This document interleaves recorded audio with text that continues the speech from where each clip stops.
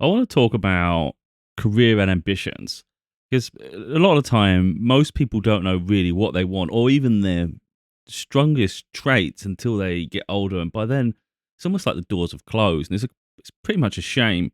I'll talk from personal experience, really, and explain why sometimes it doesn't work out or why you don't really see until later on in life. Like, I'll start inherently before I lose track. There's certain areas that I know I'd be really good at. So if I was younger and I had all the time in the world and that was my focus, I know I could be great at it. Um, One is I'm good with psychology, so I'd be great as a therapist. I can help people for a lot of things I do in my personal life. When I meet people, I usually help give people new directions, new perspectives. So I know I'm great at that, and so I know I could easily be a therapist like that. Be just innately good at that. I'm good with philosophy and psychology. The other thing is, I think I'd be great as a lawyer. I know I could do it. I'm quite comfortable communicating. I don't feel awkward in crowds or in groups of people. Um, yeah, and to be honest, the reason I think that is because when I was going through family court, I was always ahead of the game. That was personal to my circumstance, of course, but I was always on point. I always saw what the other side were going to do before they do it. I was always like two steps ahead of everybody, always pushing my team along. Although they were obviously the professionals and they knew the intricacies far more than I did. But I was learning as I was going, and by the end, I understood a lot of the processes. So I constantly was learning as I was going.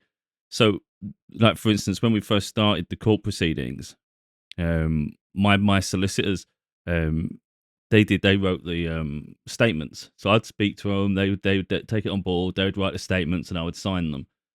As we got further into proceedings, I mean, it's about maybe 12, 15 hearings, I think. So by the time we got to the end, I literally wrote my own statements. Sometimes they would edit them, but by the very end, they didn't even touch them.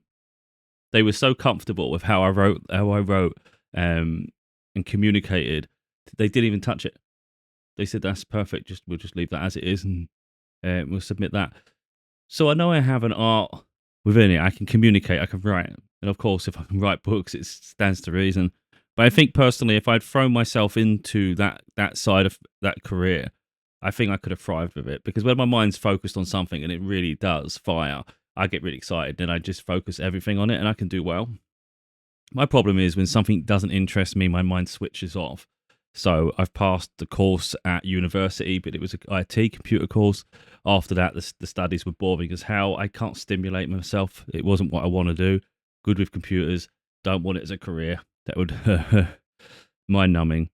Accounting. One of my first early jobs was an apprentice accountant. I worked for a company, a really big company that deal with sensors, and I worked for the accounting department. And I was doing so much there. Like I was doing ledgers and all sorts. I was having to have to phone clients, and I was very young then. I was only like 16, I think 17, or was it 18? I don't know, round about that age, very young.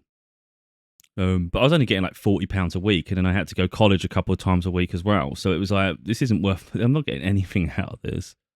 But again, everything was getting upgraded. I didn't have my own office, but eventually they gave me my own office, my own computer. I thought this is cool. Got my own space, and then they were giving me more duties to do. In the end, I felt I was doing everything my boss was doing, who was the head of accounting, and I'm like, I'm getting £40 a week for this. This isn't fair. Like, you know, um, and I think back then I was naive, a bit more petulant. So like, for instance, I could hear people downstairs laughing, and it was a warehouse company. It was a different company, but it was a warehouse, and that was more my vibe. So after that, I've spent most of my working life, working in warehouses for the most part, retail and warehouse, um, and that's what I've done. And of course, financially, that's very stifling considering where I could have been. But I wouldn't have known those other things. You know, my ability to communicate with people has always been a bit of a hindrance in other avenues. So you work in a warehouse, they think you talk too much. So I've always been put down for talking. I always knew it was a strength though, because I recognize some people just can't communicate at all. And I'm able to articulate far better than most of the people I meet. I tend to have higher intelligence. And it's just the way it is. People tend to put me down to keep them comfortable, such as the line of work you end up doing. You get managers and things. They don't want Yeah, they don't want you doing better than them, do they? So they try to keep you small. But I learn fast, and I've learned so many different forklifts. But that's just because most things come easy to me, in all honesty. But what I want to get to there, that's why I was sort of going around this circle a little bit arcing, is my hometown was like a seaside town in England. So a lot of time, the jobs you consider are the ones you see every day. It's if I was if I was born or lived in California, for instance, my mindset would have been far more open, depending on what I'm introduced to. I think because of the way I express myself and can communicate and can network when I want to, I think I could have easily gained a foothold in that environment. And who knows what it would have been? Could have worked in advertising. Who knows? You just don't know, do you? Um, Marketing. There's so many avenues, of course. But I was brought up in a seaside town, and the opportunities there really is just tourism, retail, and warehousing. That's literally the jobs for the most part. You can find little sectors, little nuances in between, but they're only small businesses. It's not like somewhere where you're going to go and work for some big company. For the most part, those are the jobs. So I just gravitated to warehousing. And I think it's quite frustrating that now I'm 42, I've done my books, I've pushed myself away from that, I express myself on camera. I've had podcast episodes I've created on my own, I've done my audiobooks. So I've branched out beyond it. But when you think about what pays the bills, warehousing. But if I was born in a different environment, who knows what would have opened up? And if I was younger, knowing what I know now, who knows what could happen? Um, it's a lot harder now, isn't it? I'm not going to go to law school or something and try to be a lawyer now. Um, Especially, but now I know roughly what I want to do with my life. It's not, I don't want to work in law. I'm more of a humanitarian. So I'd rather create change that's outside of the rules. That's what I've recognized. So if I had to follow the letter of the law and you can't say this, you can't do that, that annoys me. So I'm not rigid and I don't conform to it. I could have done it in the past because if that had fitted, but now I'm far more independent. So I'd rather create or get people to think with an open mind. I think, and I think that's where the therapy side comes in. But I feel like rather than stigmatize, focus on maybe locking myself in a room and having a one-on-one therapy session with someone, that doesn't really interest me too much. I'd rather talk and express comfortably. So now when I think about my future, what I would like, I could see myself potentially doing a podcast one day, either one-on-one with someone, or really, I'd like to have someone of equal intelligence, equal experience in life, who you co-host something, and it's like a mutual respect. You're not talking over each other. You respect within each other. We're talking, it's a collaboration. It works. It blends beautiful. I would love that. And then you can have guests to come on, and you can talk together, and it's just like a conversation, but people can enjoy it. And I know I'll be good at that. And I think that would be far more beneficial to me in my ability to express and not having to be put into a box. But I say when you're paying the bills, you kind of have to go with the status quo sometimes, don't you? So we all get put in a bit of a box, really. So, yeah, like I say, if I figured out earlier what I wanted, what I could do, I think life would have been so much different. I often think life works out how it's supposed to, though, and it was all those trial and errors that created the version of me that exists today, where I know myself better than I've ever known myself. But if I'd figured this out sooner, for instance, I wouldn't have gone off to college to do a computer course. So effectively, just to put it down, if we're going to talk education, I didn't get the grades at school because I didn't concentrate. If I focused better, I could. So I had the potential. The teachers always felt I could. Didn't quite get the grades I needed for the computer programming course I wanted to do at college. So they said to do a year on a lower level. It was an intermediate rather than advanced. You pass the intermediate, then you can go off the following year and do your programming. I passed the course. They said, you can do the programming now. And I said, I'd rather leave. To be honest, I think when you've done school, a bit of college, it's enough. It's unbearable, isn't it? And that's when I went out to the big wide world, and I got the what do you call it, apprentice for the accounting job. So yeah, that didn't. In the end, I wanted more for myself than that.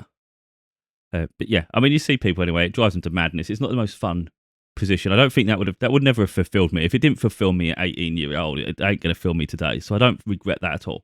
If you're talking money, yeah, but I don't. My life ain't governed by money, so forget that. Then I've gone off and done everything I've done now. But I've also done the university course for computers, computer BTEC. I think I was a Bachelor in Science, Information Technology. Again, that was actually a programming course. The first one, it was actually really tough because I'm not a programmer. I can design websites and things, but I'm not a programmer per se. So some people found it easier who had that programming knowledge, and they helped me. I collaborated with people. I passed the course, but the next one was like binary and things like this, networking, computer networking, and high level maths. And I was like, this is just soul destroying. That's not fun to me, and I can't stimulate my mind. So that weren't for me. But I've got the course finished. So now I look at it like I have life goals. One of my life goals was a university degree. I just changed it in the end to university course is fine. Um, so I've passed the university course, I've passed the college course, and of course finished high school. That's enough for me education wise. It is what it is. Um, and later on, about 10 years later, maybe a couple of years ago, after I did about 4 books.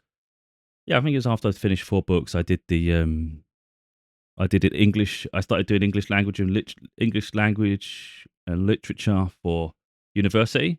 So I went back and I started that instead, English language. The course was going too fast, and it wasn't really what I wanted from it at all. I was enjoying learning about certain people from history because it was like a core subject everybody had to do, even if they was doing something to do with history it was like a basic one. You had to pass this before you can go on to the next phases, and it wasn't for me. Plus, I was trying to write my books as well, and I was in my mind. I'm working full time, so I'm working. I was actually having to do a lot of overtime as well because the company was brand new build.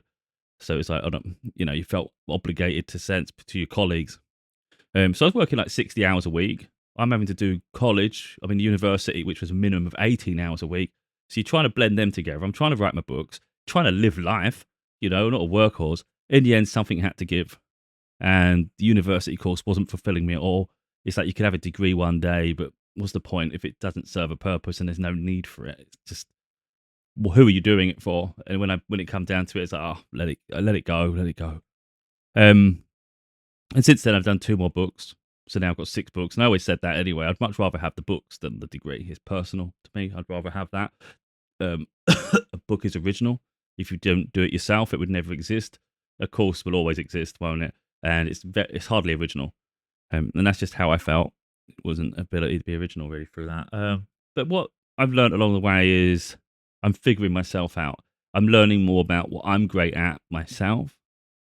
But if I'd known this maybe 15 years ago, I think life would be a lot easier. I could have potentially done law school. I could have instead instead of doing those topics, I could have done psychology and become a therapist or something. I don't know. The reason for this video really is to show people that just because you're born in an area where there's lack of options, it doesn't mean you have no options. It doesn't mean you don't have skills, because people put you down all the time. If you don't fit in with what the industry is around you and you don't like it, you seem like the odd one out, and you've got to just learn to just get on. It's like sometimes just change environment. If the work isn't there, go somewhere where it is. Free yourself, and sometimes it is online, and sometimes people won't understand it. They'll feel you're wasting your time. But people don't have to understand it. What I do with my videos and my books and things, it's like I'm original. I haven't mirrored anyone. I haven't copied anyone. I consider everything I do unique. I don't think anyone does what I do, how I do it at all. I don't think they could. I think they get lost along the way even if they tried to copy, because it's not natural to them, whereas I'm just always natural to me. And I think that's just really important. So the way I write in my books, the angle I speak from, the authenticity, I don't think many people have it in them to be that raw, that vulnerable. I think how I express myself, but wear my heart on my sleeve. I'm very transparent and open through my content when you see me. So you'll see some videos where I will seem formidable and strong. You'll see some where I'm vulnerable. You'll see some where I'm processing something and I'm trying to figure life out. And I think it's important I'm transparent. A lot of other people would cherry pick what they wanted to create a perfect image of themselves. And as we all know, perfection doesn't exist. So we can't trust someone that isn't themselves, can we? At least I can't. So yeah, when I look at my future, I hope to God it works out. Unfortunately, I haven't got the education behind me to certify things, but I've made peace with that. That's okay. But yeah, I can't help but imagine though, if I had in a different lifetime, maybe I could have been a lawyer and I could have stood up and helped people. But I'm doing things in a different way, and hopefully I'll be able to have an impact similar one day. That'd be nice. But yeah, it's just like I say, people will shatter dreams and they'll tell you you're not good enough. And I can tell you now, like I absolutely, without a shadow of a doubt, I know if I put my heart and soul into it and I put everything on the line, I could be a lawyer. I could definitely work in law, and I know full well I could easily, like easily, become a therapist. I could pass philosophy just like that. I have no doubt. I don't. It's too innate with me. I don't even have to learn. That's not something I have to learn from anybody with psychology. So, um, but what I do find within education is you don't always you don't always say what they want you to say. So they could argue that what you're saying is wrong just because they don't agree with it, but it doesn't mean what you're saying is wrong. It's just you're not fitting the curriculum, And I sometimes think curriculums are outdated. And again, that's where I think I'm an independent thinker, but I think I'm a forward thinker. Not to say I'm right about everything, but I do think I give a brand new opinion on certain topics. So, like I say, I think in another lifetime, I could have been a therapist. In another lifetime, I could have been a lawyer. As it is, I am just merely a warehouse worker. If we're looking at where the money comes from, that's all I've done. I've tried to push away from it. I talk from the heart. I do what I do. I express myself. I think I'm far more than that. But if we're defining ourselves by job roles, that's the jobs. And do I think it's beneath me? Yeah, I do.